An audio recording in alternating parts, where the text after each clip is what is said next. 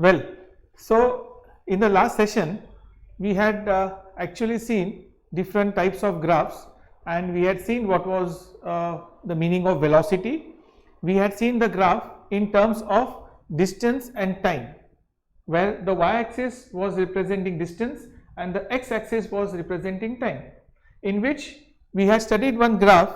If you remember, it was basically this graph. It's an equation of a straight line, y equal to mx plus c, where y is the y coordinates, x is the x coordinates. Here y is replaced by s and x is replaced by time t. And this particular equation, since the line is passing from the origin O, the equation will be y equal to mx plus c, where c is equal to 0. So the equation of this line was just y equal to mx. So in terms of s and t, it would be written as s equal to mt. Let us assume m equal to 1. So the equation of this line will be s equal to t, Similarly, as I have said, now this function, if you remember in the graph which I had given you in the last session, this represents the equation of a parabola. The details of parabola we have yet to learn in our math session, but right now I had told you that the equation of a parabola is given basically as y equal to ax square. This is the equation of a parabola which is passing from the origin. But here we have s, y representing s, that is distance, and x is representing t. So this could be written in terms of st as s equal to at square. Here also, for the sake of convenience, let us take a equal to 1. So if you take a equal to 1, the equation of this line is s equal to t square for a equal to 1. So we have got two equations, one s equal to t and one s equal to t square. S equal to t is the equation of a straight line passing from the origin. S equal to t square is the equation of a parabola which is passing from the equation. And what are these two graphs representing? They are representing how a body is moving away from the origin with reference to time t. So when the time t was 0, the body was at the origin O. In both the cases, body was at the origin O. As time went by, it started going away from the origin. Of course, this graph does not represent the direction of the body in which it is going. It only says it is going away from the origin. It is giving a relation at what speed it is going away from the origin. Correct? So this graph is not a distance graph. It is a distance graph which will actually tell you in what direction is moving, whether it is north, northeast, northwest, north south, 30 degrees to the east, 30 degrees to west, whatever. This diagram, this graph is not representing his actual motion on this earth or the geographical area. This is only giving a relation with respect to time. At what speed he is going away from the origin, he may be going at any angle, at any direction. Here it has got no reference, please note this. Now, as you can see that here let us divide this in terms of seconds. So let us have this as 0 second, this is 1 second, this is 2 second, this is 3, this is 4 and this is 5. Similarly, here also we have 1, 2, 3, 4, 5, 6 and so on. A graph is always an infinite graph, right? Like we had discussed, a vector is a fixed length graph. It's a fixed length graph, okay? And in a vector, both the axes should have the same parameters. So it should be distance, time, whatever. But here in a graph, in the y you can have a different parameter, in the x you can have a different parameter. Don't get confused between graphs and vectors. Okay. So now, as we have seen that these are the time in which, suppose we have divided the time axis, that is the x axis, and it is from the equation for every time I can get what is the distance traveled. Simply substitute the time in the equation and you will get the distance. Here it is s equal to t, here it is x equal to t square. For the sake of calculation, I have taken the value of a is equal to 1 and here m equal to 1. So our calculations will be easy. We can focus more on the concept part. Now if I have to consider,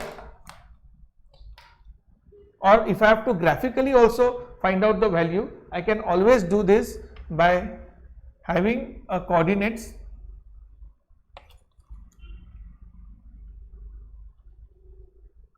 that is the time intersecting on the graph, and for the corresponding time I can always find the distance moved by this. So here if you will see, this is my, for the corresponding time t, what is going to be my distance traveled.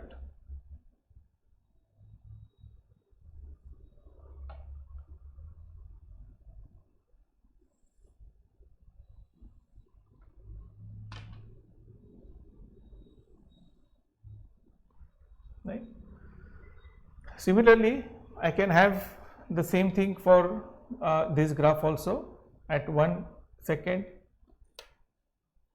at 2 second, at 3 second, at 4 second, at 5 second. So for the corresponding time, let us find out the distances traveled by that.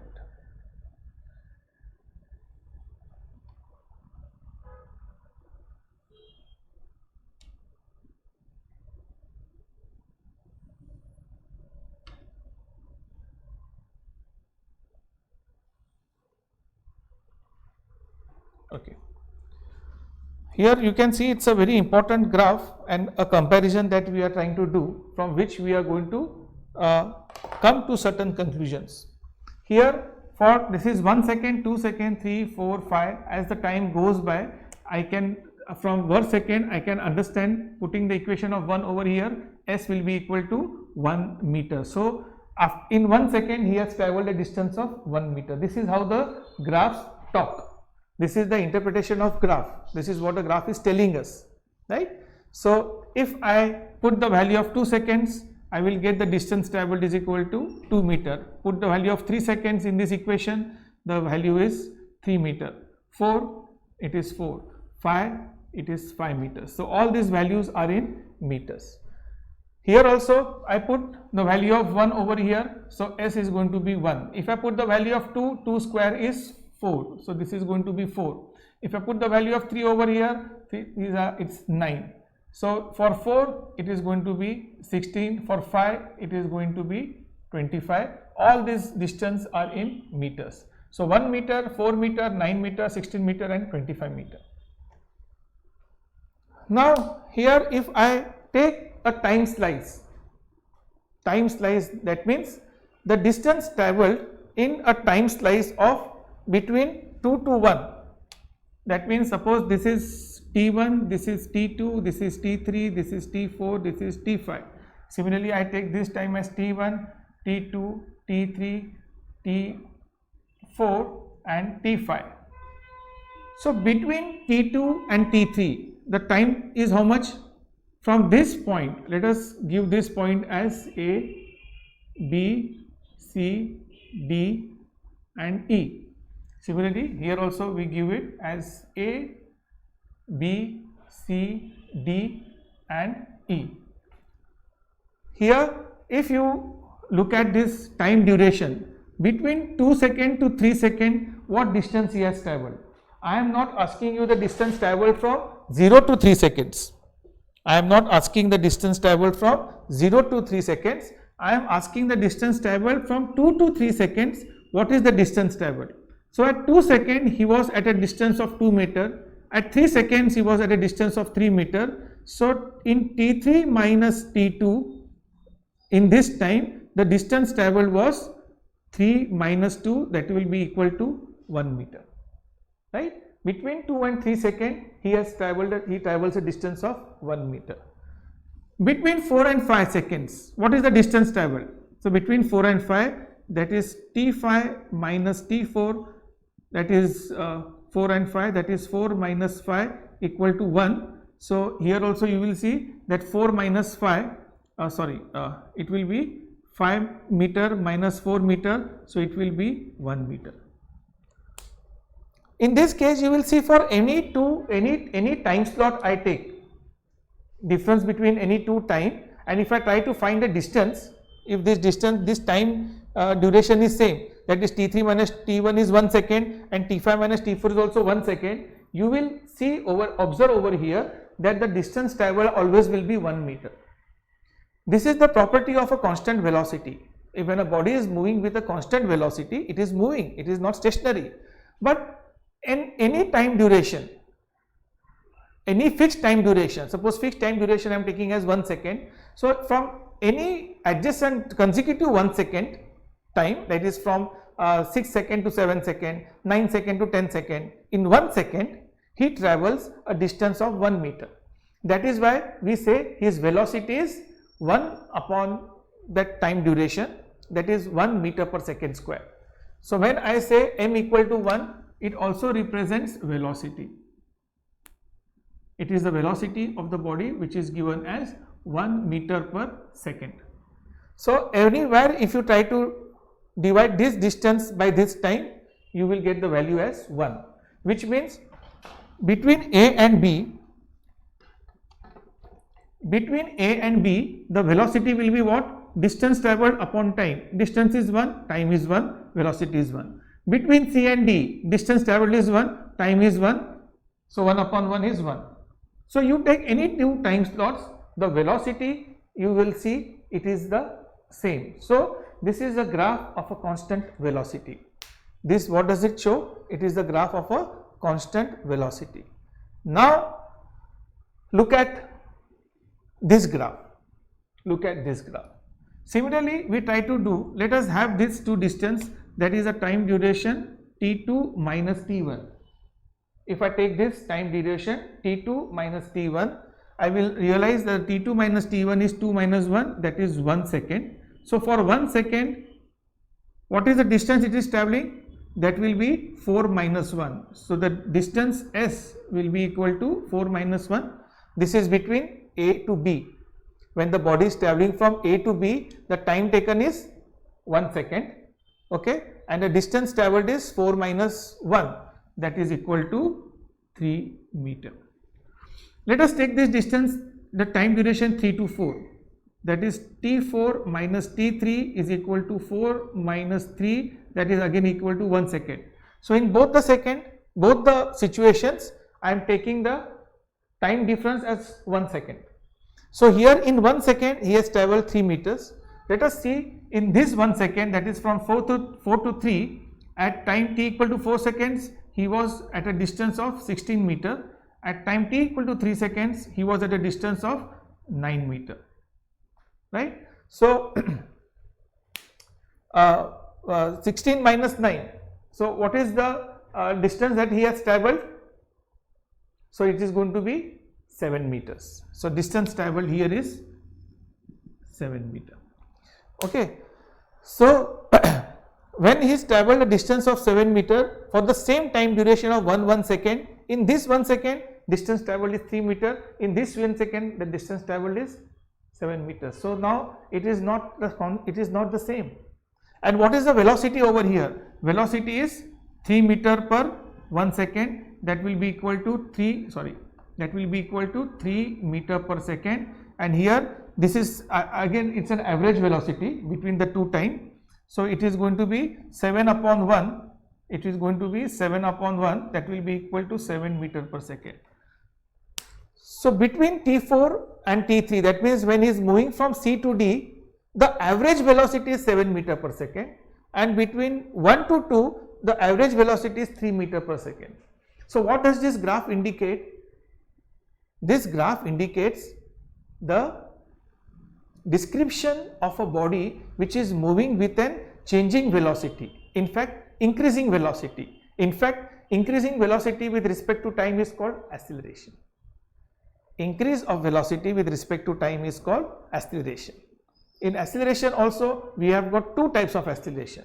One is a uniform acceleration and second is a non-uniform acceleration.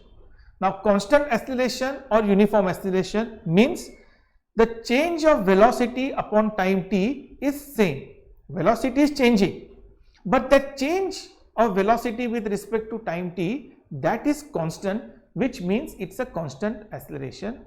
Now the change of velocity with respect to time t, if it is very high, then it's called as a non-uniform acceleration. Suppose if you are sitting on a scooter and you press an accelerator, that is why the word accelerator is given to that, because it creates acceleration to the body. So when you press the accelerator, so the car moves in 10 kilometers per hour, 20, 30, 40, it moves smoothly, the key velocity keeps on increasing. That is called as a constant acceleration. In the bike also, if you sit and if you keep on increasing steadily the velocity with respect to time, it is called as constant acceleration. But there are certain stunt drivers who do wheelie. You have seen wheelie, sudden acceleration, sudden jerk, and the motorcycle, it goes into a particular angle. So that is also acceleration, and this is also acceleration. But in the later case, when you are performing a wheelie kind of a stunt, it is called as a non-uniform acceleration. Are you getting me the difference between that? So the change of velocity is so high, which is not uniform. Every time that rate of change of velocity is increasing. Okay. So here in this situation, you must have observed that here the velocity is changing with respect to time, and that is what the graph represents by the equation s equal to t square, which means for any two time duration, right, the velocity is going to keep on changing, it is not constant. Now here comes a situation, which becomes difficult for a physicist to answer. If he is asked what is the exact velocity at point C, so at this particular graph, because he knows that A, B, C, D, E is moving with a constant velocity, so therefore the velocity has to be constant. Therefore at any given point A or B or C or D, the velocity is going to be 1 meter per second. So he can answer very quickly. The same question is asked to him, what is the instantaneous velocity at point D? When he is asked the instantaneous velocity at point D, he is answerless. How can he find the velocity exactly at point D? When we are trying to find out the velocity at a given particular time, it becomes difficult for us to answer as a physicist.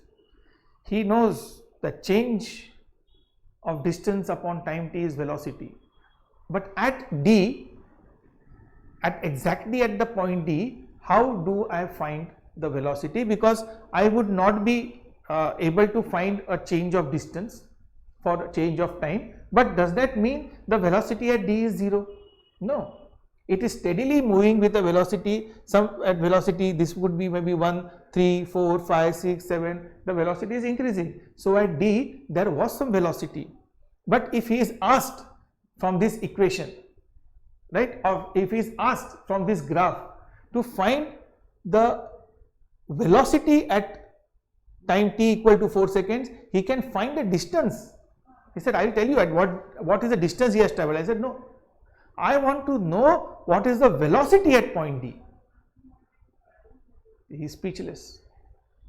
And this has been the situation for quite some long, that mathematicians and physicists always have a tussle with each other. Mathematicians felt that without mathematics the world is zero. Nothing can be done without the knowledge of mathematics. Whereas a physicist says, fine, mathematics is a tool. Without physics, you cannot understand the phenomena that is happening. You cannot create machines, you cannot create situations, there cannot be development. So for all the development to take place, physics is must. That is, physics has a more premier position than your mathematics. So these arguments were always there between mathematicians and the physicists. Physicists always felt that they were scientists and they used to find out what is gravitational force and all those things. The mathematician says that you have been able to find because certain mathematic rules which we had already created, you are making use of that so easily, therefore you are able to find the arithmetic part of your situation. And to that the physicist said it's okay, so there was nothing great in that. But now when this situation arose, the physicist had no answer. He did not know how to calculate. He knew that at d there was some velocity, but how to find the velocity of d? Because to find the velocity of d, what does he require?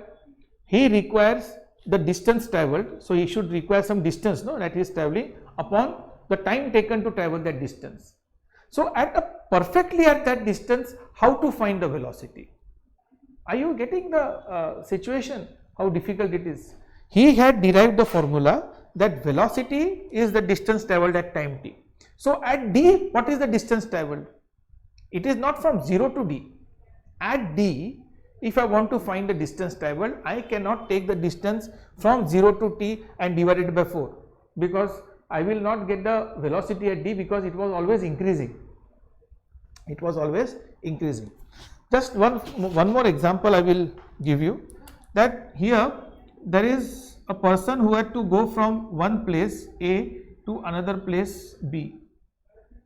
The distance was say 100 meter and the time taken was 10 seconds, right? So he could travel the distance of 100 meters in 10 seconds with a velocity v is equal to 100 upon 10, that is 10 meter per second. That is 10 meter per second. Now the velocities up till now which you had learned were nothing but just average velocities, not having much importance other than for average values. Just look at this problem.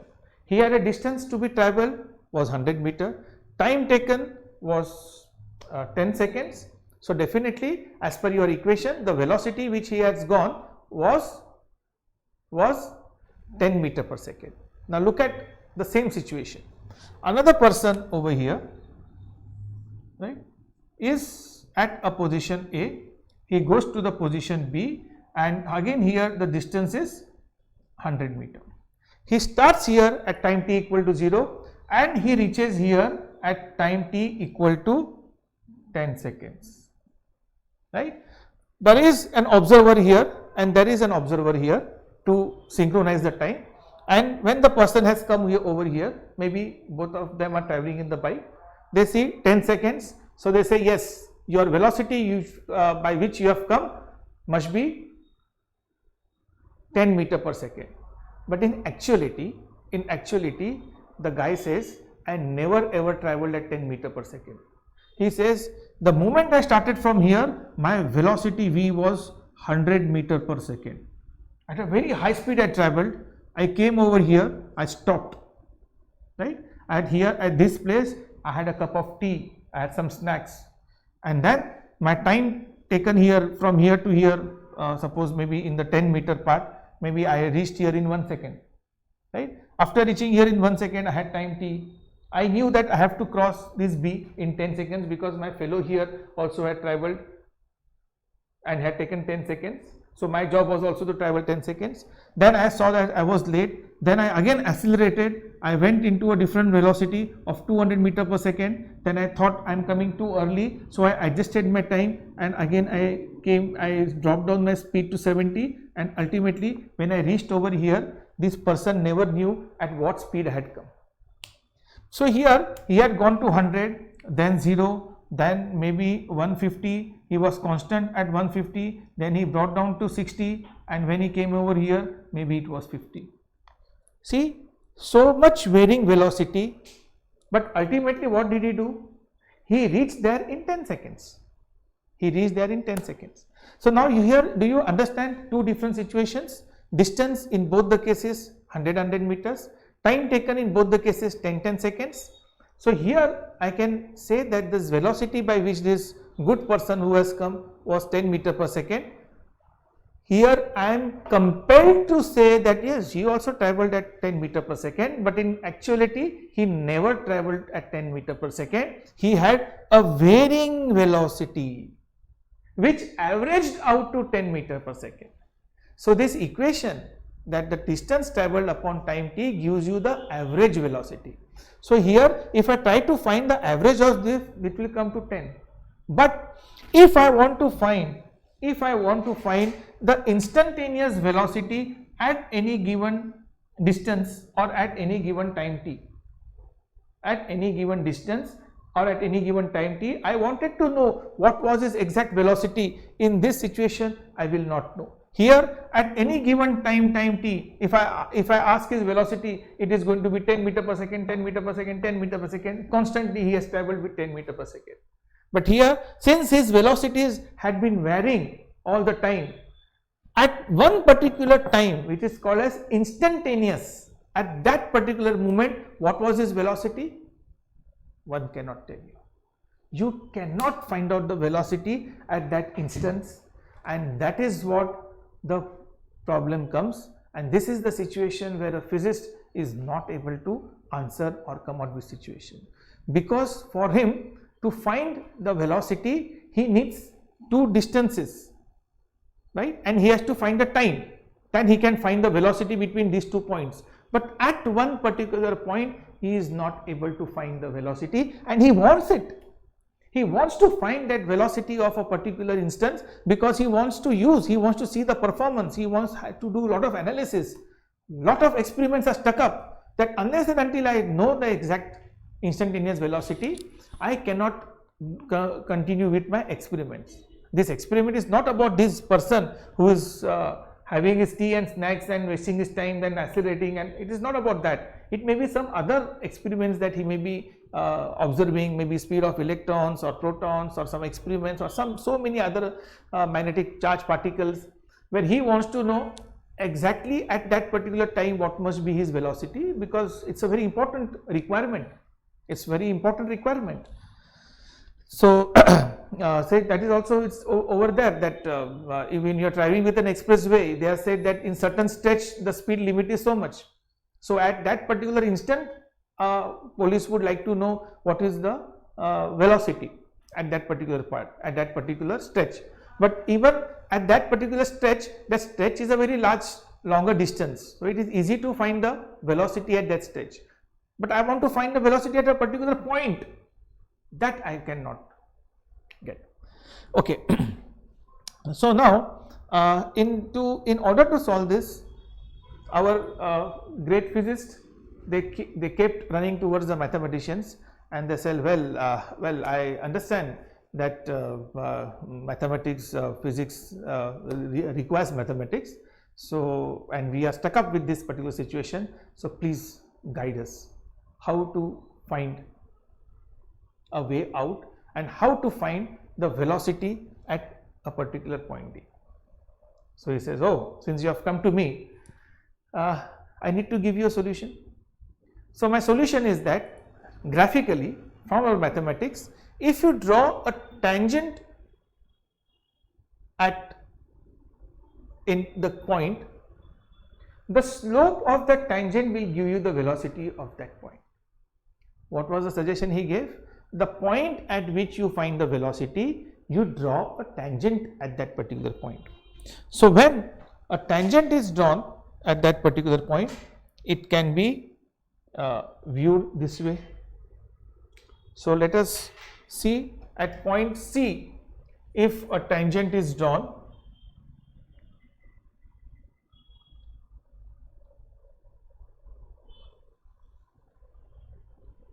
so this is the slope of this line.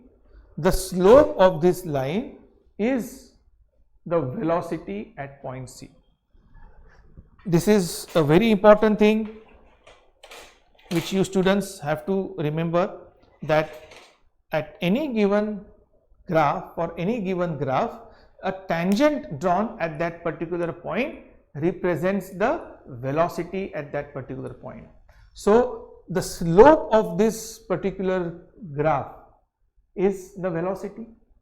M represents the velocity, M represents slope of line. So the slope of line represents the velocity, and here you can see the slope of this particular line is representing the velocity at point E. Similarly, if I want to know the velocity at point E, so here I will draw a tangent. So this is how the tangent would be. Look at this. This line E is the velocity at point E, at velocity of point E. Now from the slope you will come to know that definitely the slope is much higher and the slope is much lower for point C. So at point C the velocity is less, at point E the velocity is very high. Instantaneous velocity at point E is very high and instantaneous velocity at point C is low. As you can see, the slope is changing here. Since velocity is constant at all points, the slope is the same. So this is a uniform acceleration with an increasing velocity. At every point the slope is going to be steeper, slowly, which means the velocity goes on increasing. So they say, is that okay? The physicist is very happy. He goes running and he comes and tells his fellow physicist, well, I have found the solution. It was nothing difficult, very simple. You have, at any given point, you have to find the slope, and from that slope we can get the velocity of that. Everybody was very happy. The other fellow said, but how do you get the value? How do you find the slope of that? He said, slope.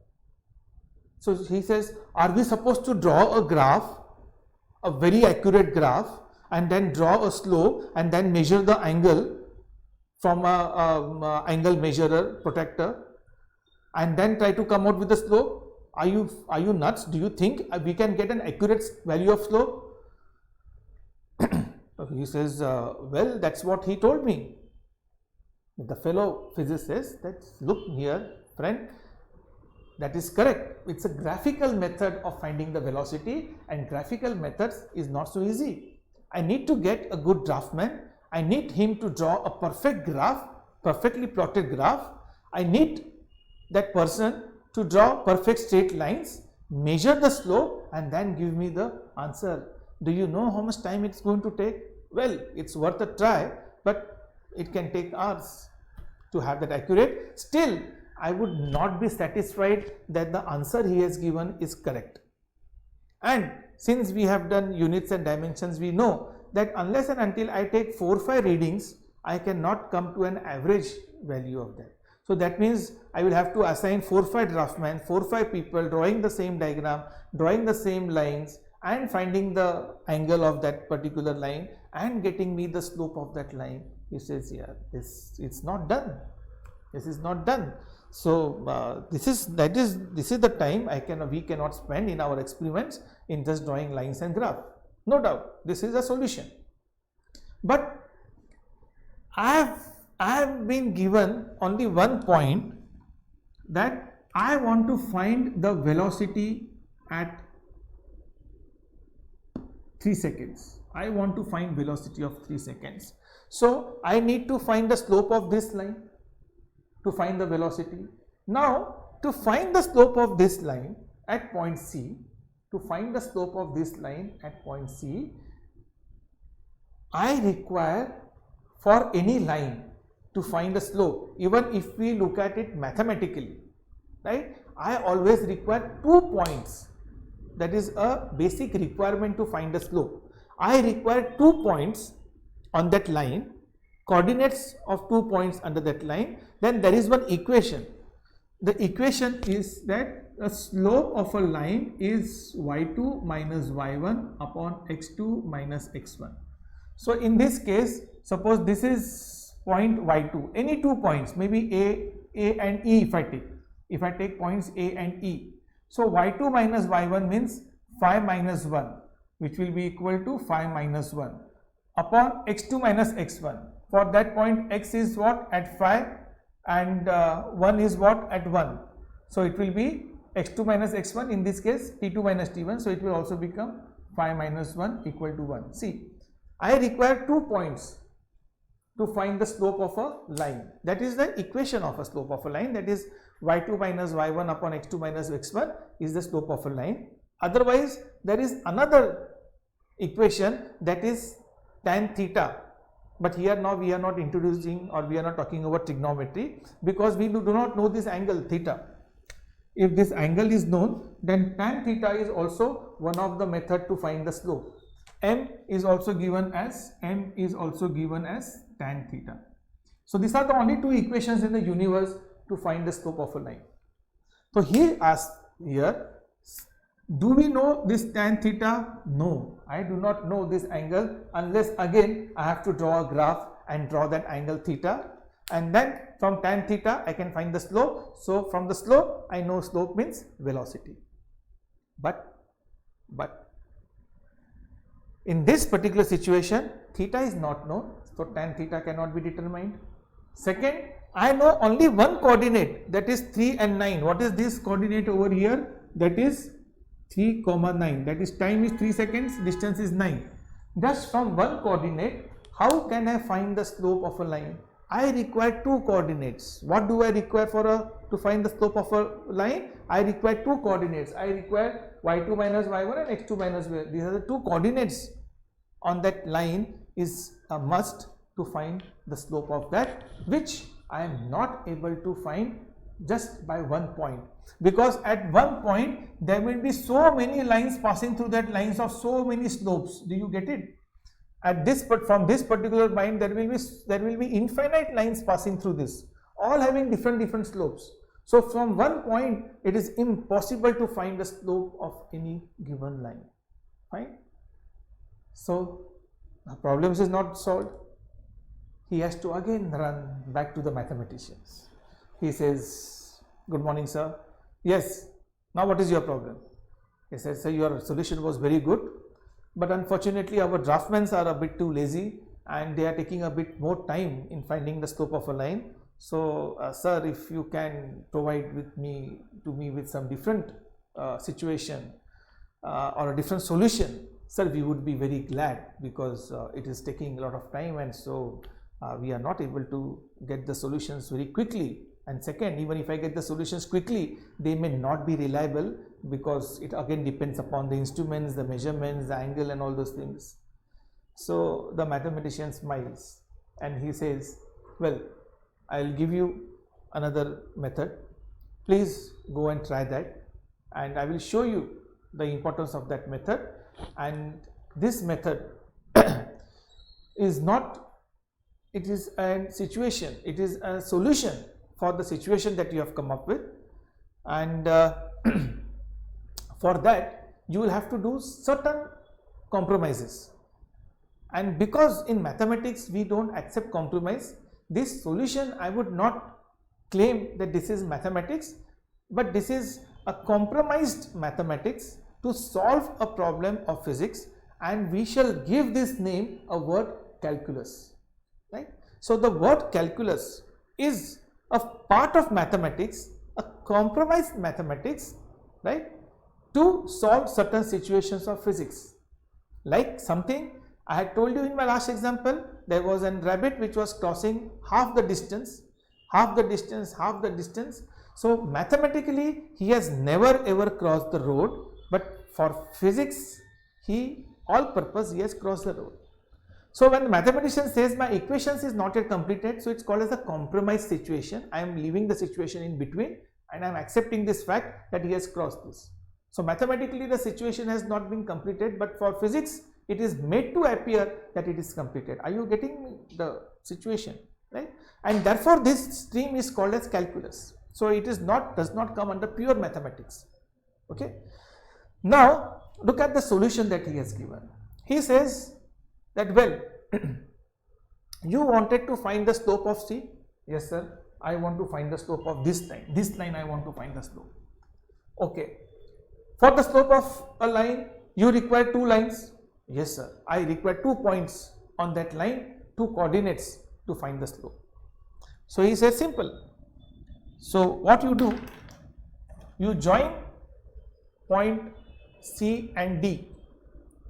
Do you have the coordinates of D? Yes sir, I have got the coordinates of D. Coordinates of D are given here as 4 and 16.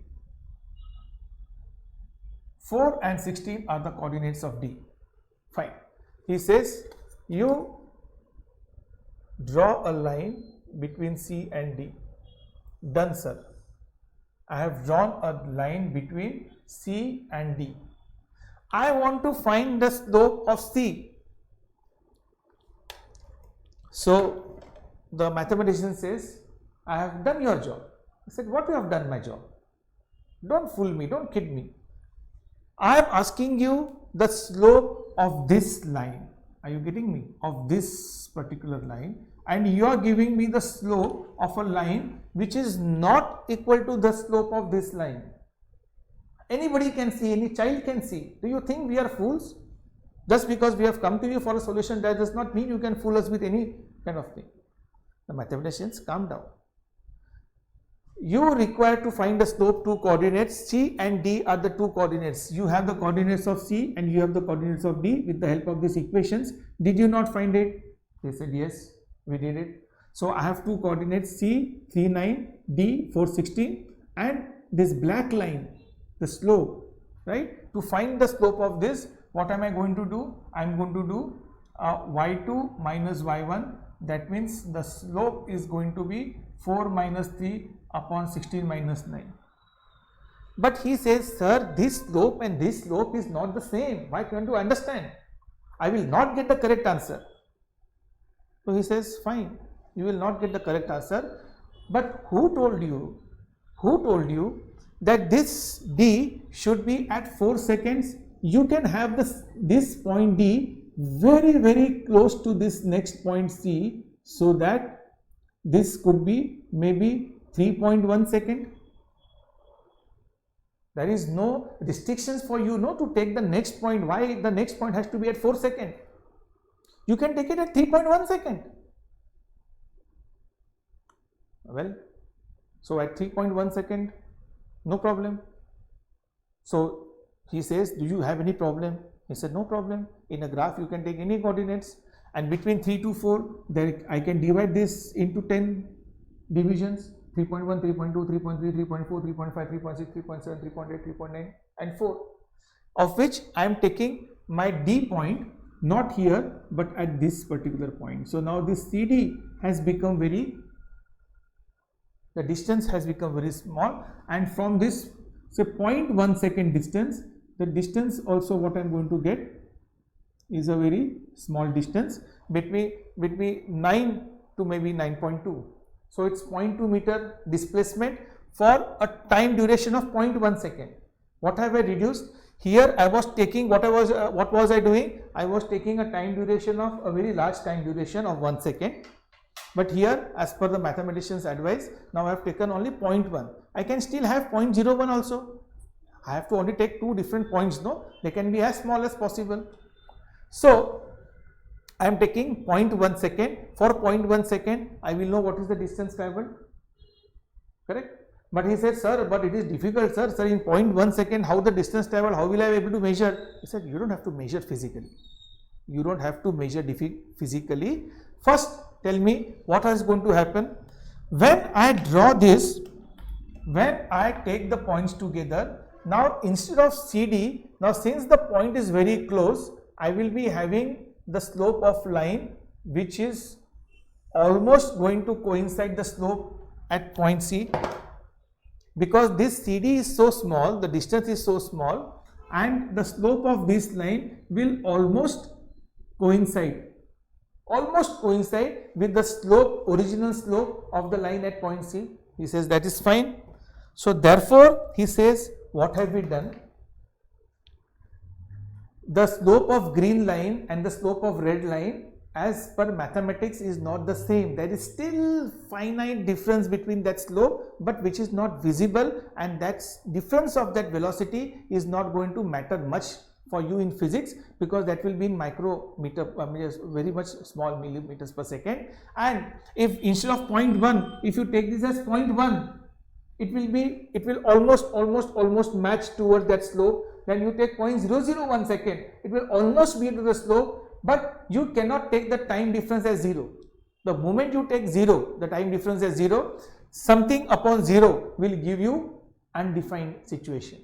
So the difference between the two time that you are taking for the two coordinates can be very small. It will tend towards 0, but it can never be 0, because if it becomes 0, our equation will be indefinite. So there has to be some value. It could be 0.000001 second, and for that there will be some distance. 0.00002 meter would be the displacement, which is very impossible to measure, correct? But graphically what he says is correct, that the slope will be almost equal to this. So why to take the coordinates at such a large seconds, that is 4 seconds? You can take it at a very lesser second also, less second also. So in order to find the slope of a line, so he says your job is done now. So now any 2 points you can take, you already have the equation of that line, s equal to t square. So you can put the value of time t equal to 3.1 second, and you can find the distance traveled for 3.1 second. Just do that 3.1 square, you will get some distance, maybe it would be 9.3 or whatever, correct? So if you try to find the slope, that is 3.1 minus 3 upon 9.3 minus 9, you will get the slope which is almost equal to the slope of c, and so for all practical purpose you have found the velocity as c. The physicist is very impressed. He said, yes sir, that's a very great job, a very great solution, and I think I've got the solution. So he goes running back to his colleagues and says, well, I will tell you, there's a very simple solution, that we were making a mistake of taking these 2 points at a very large distance. So let us reduce the time duration between the 2 points, and when we join these 2 points and we find the slope of this line, you will be surprised, my dear friends, that the slope is as good as the slope which was at point C. The friends are very impressed. They said, yes, that's a very good approximation, and this approximation is okay for us. We are comfortable with that. But still, exact value, how do we get? Here, that the slope of this we are getting, but if I take this displacement as 3.9 minus this, I will get this 2 displacement and I will get the velocity. So let us have this in our calculation, and he will see that the slope velocity at c would be equal to, now this was the distance traveled, no? So this would be, let us say 9.2 minus 9.0 upon 3.1 minus 3, right? So I have taken a very small value. For 3.1 I have just taken an arbitrary value 9.2. You can just check out what it is, that 3.1 square is equal to how much? I have some approximate taken as 9.2. So now this value, what am I going to get, is going to be equal to 0.2 upon 0.1. It's going to be 0.2 upon 0.1. So the velocity is going to be 2 meter per second. So at velocity of c is going to be 2 meter per second. Okay. So velocity at 1, it was 1 meter per second. At 2 something, at 3 I have found out the velocity equal to 2 meter per second. My problem is solved. My problem is solved. Okay. So so they were very happy, and they felt that they were able to get the instantaneous velocity at any given point E. So they tried to do the experiment with E also, and it was successful. E was at 5, this was at 25. So the next value of E, they took it as 5.1 seconds. So 5.1 square, they found the displacement, the difference of displacement, difference of time, they could get the velocity of E. Then they said, let us reduce it still more. Instead of 0.1, let us take it as 0.01. And the velocity was they got was more and more accurate. So as they reduced the time difference, they got a more better accurate velocity. Of course, there was a basic condition that the distance or the time should not be taken. In order to make it as small, you cannot make it 0. There has to be some value, that is called as a small value. So therefore, this equation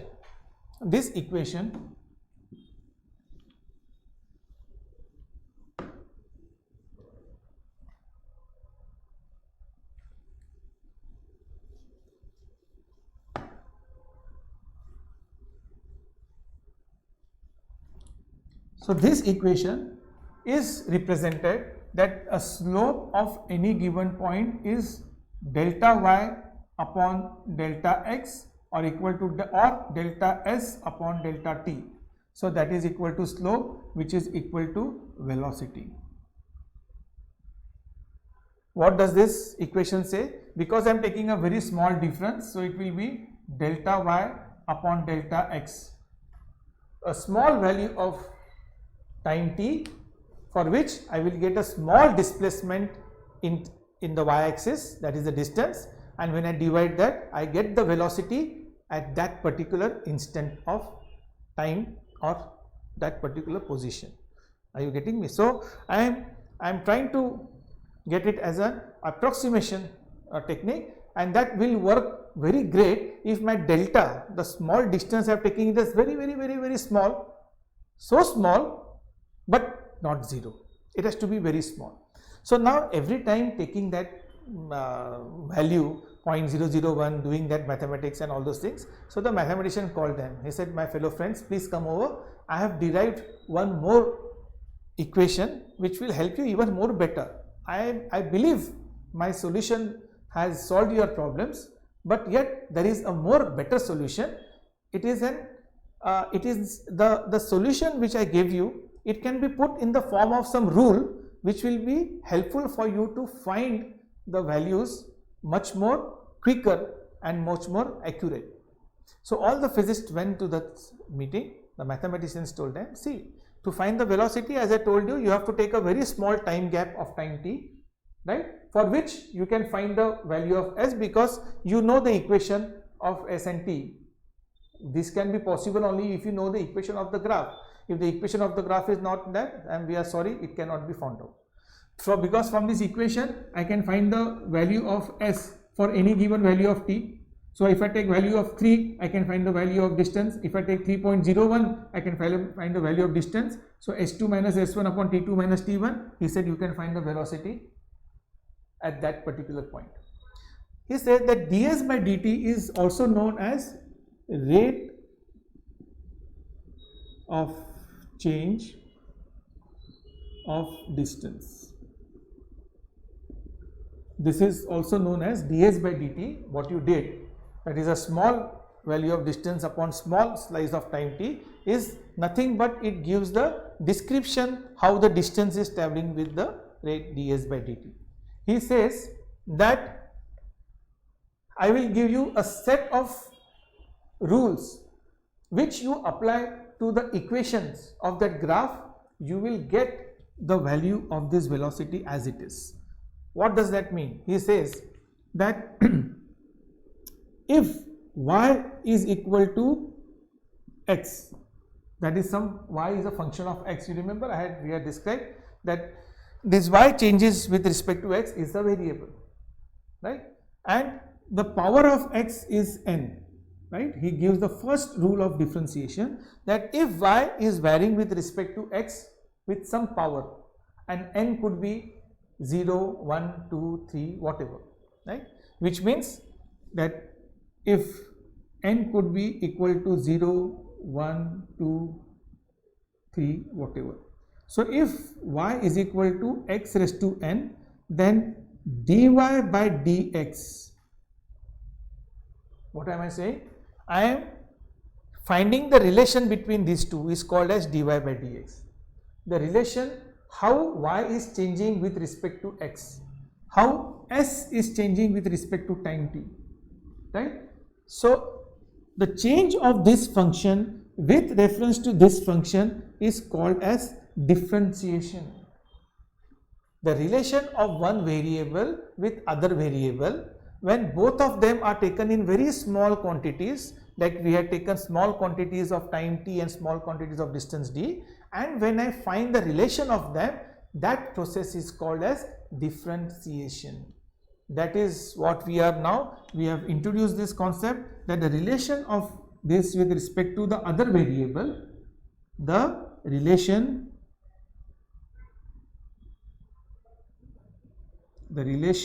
of one variable with respect to another variable is called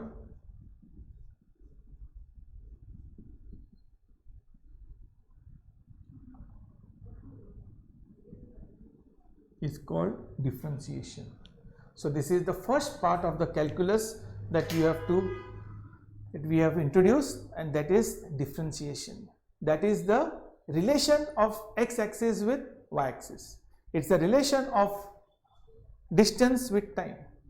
It could be replaced by volume with distance, volume with density, temperature with distance, temperature with density, viscosity, anything, any two variables. When you have a relation, when you are expressing a relation between two variables, it is called as differentiation. So I am trying to differentiate one variable, how it is changing with respect to this. So here I realized this, the change of distance with respect to time is 2 meters per second. 2 is the how the distance is differentiated with respect to time t, but this I found it with a numerical value. Here we are finding it in terms of an algebraic expression. So here he says that if a relation is given between y and x, and if I want to find dy by dx, he says you have to make a method that if y equal to x raised to n, then dy by dx will be equal to n into x raised to n minus 1. This is the rule you have to follow for differentiation. It says that if a function y is related to other function x by some equation y equal to x raised to n, then to find the differentiation, that is dy by dx, would be given as n, that is the power will become the coefficient, into x raised to n minus 1, 1 will be subtracted from the power. Immediately if you look at these examples, so this will say that suppose instead of x, let us take s. So if s is equal to t raised to 3, which is not about a parabola, this is the equation of some other curve which is changing with respect to the third power of t, then ds by dt, the relation between s and t, now change of ds by dt is what? Velocity, will be given as 3t square. This is the relation of velocity and time t. So this gives me a relation that v equal to 3t square. It gives me how the velocity is changing with respect to time t. How the velocity is changing with respect to time t. This gives us the relation of that. Now I can even further differentiate velocity with respect to time t, which can be dv by dt, which will give me, again I will give 3 as it is, into t into 2 minus 1, that is 6t raised to minus 1 is 1. dv by dt, that is change of velocity with respect to time t, is nothing but acceleration. So this is equal to acceleration, right? So therefore from this we say that the acceleration will be equal to 6t, that is one more equation. We started with what? Distance equation of s and time t, then we got the velocity and time t, and now we have got the third equation, acceleration and time t. He said that if you use my law of calculus, law of differentiation, you can get a different entity, right, from by differentiating your basic entity. That means if a relation between distance and time t graph is given, that is s equal to t cube, from that if you do ds by dt, you will get velocity, which is equal to, if I differentiate this, it comes to 3t square. What have I done? The power 3 becomes a coefficient and the power of 3 is subtracted by 1, so it becomes square. Okay. Now ds by dt is nothing but velocity. So I have got another equation which relates velocity with time t, which is given as v, and t, which is here it is given as v equal to 3t square. Now if I further differentiate velocity with time t, that is dv by dt, that is change of velocity with time t. How do I speak? It is the change of velocity with respect to time t is nothing but acceleration. Acceleration is change of velocity with time t. So it gives me acceleration, and how is the acceleration related? Is equal to 6t. Now this is the equation of a non-uniform acceleration. because acceleration is not constant, it is still dependent on time t. For different times the acceleration is also different, correct. So this is the three sets that we have taken for this equation. Now suppose if I take another equation like distance s equal to t square, like how I have taken over here. So here I get ds by dt is equal to velocity. If I differentiate this, what will happen? 2 will come as a coefficient and this will be subtracted by 1, so it will be 2t. So I get an equation velocity equal to 2t, that is my first equation that I get, first equation. I can differentiate again this velocity with respect to time t, so I will have dv by dt which will give me 2. Now this was t raised to 1, no? So this will be multiplied by 1 into t raised to 1 minus 1, that is 0, and anything raised to 0 is 1, so it will give me the value 2. And dv by dt is nothing but acceleration, because dv by dt is equal to acceleration, so acceleration is equal to 2. So this is my third equation. But since acceleration here, in the equation of acceleration there is no mention of time t, therefore for any given time t the acceleration is 2 only. This is the equation of a uniform acceleration. Hence this parabola is an equation, is a representation of uniform acceleration, and which we can find out using the method of differentiation. So have you got the basic understanding of differentiation, that when I want to find the velocity, now since I get this equation s equal to t square, come back to this, at s equal to t square, ds by dt gives me what? 2t. So that means I get a relation velocity equal to 2t. So I have got a relation of velocity and time t. Now the mathematician says, now just you mention at what time t you want to have a velocity. You want to know the velocity at phi, put the value of phi in this equation. So what are you going to get? Phi into 2, that is 10. Says at this particular point he has traveled a distance of 25 meter and the instantaneous velocity at 5 seconds is 10 meter per second. See, it becomes so easy. Then he says find out the velocity at 3. Sir, the velocity of 3, put the velocity of 3 is equal to 3 equal to 2, so v becomes 6. So it is 6 meter per second is the velocity of time t, correct. So with this equation very accurately you can get the instantaneous velocity at given time t. How you could get? Because the first equation I did differentiation, and which I got the new entity which I know that ds by dt is velocity. ds by dt is velocity. So I got the relation of velocity and time t. Here I had only one relation, distance and time t. So whenever I wanted to find a distance, I had to put the value of time t and I could get the value of distance. Got it? Because it was given by the relation s equal to t square. So we know it's very simple, put the value of t over here, get the value of distance. But to find the velocity, I need to have a relation of velocity and time t, no, which I did not have. Now I have, because I have differentiated this function to get the value of v and t. Now it is very easy, at any given time t, put the value of time t over there, get the value of velocity. Similarly, in this particular case, I have got the relation of acceleration and time t.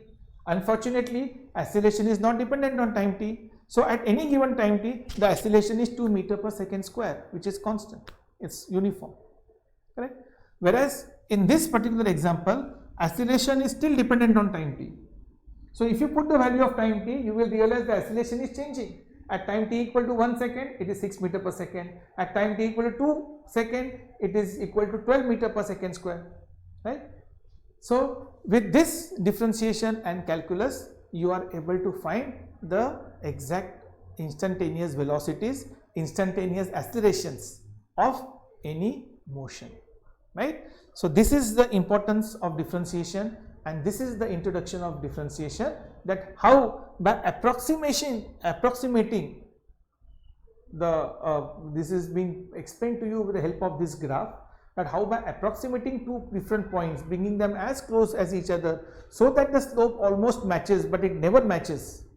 how much ever small you take, right? But for all practical purposes it has matched.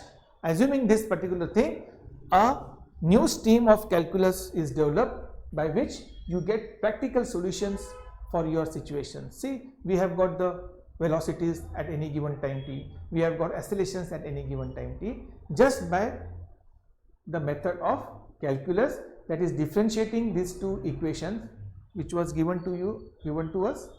We have just used calculus, the differentiation of that particular function, to get another function. That is what is differentiation. Is that clear? So please write down notes from these particular points. I hope you have understood this, because when you try to read from your textbook, it is not so easy to understand this concept, that why these points are given. Okay, so please make a note of this and have a proper notes written in your book, what is this differentiation. And we are going to use this first law. This is the first law of differentiation, right? So like this, that there is a function where y is related to x in terms of I raised to x upon n. This is just one law of differentiation.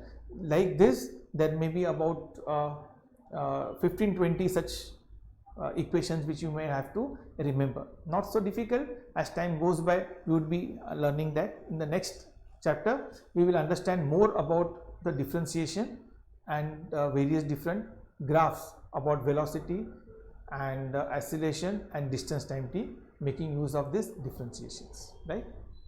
Thank you very much.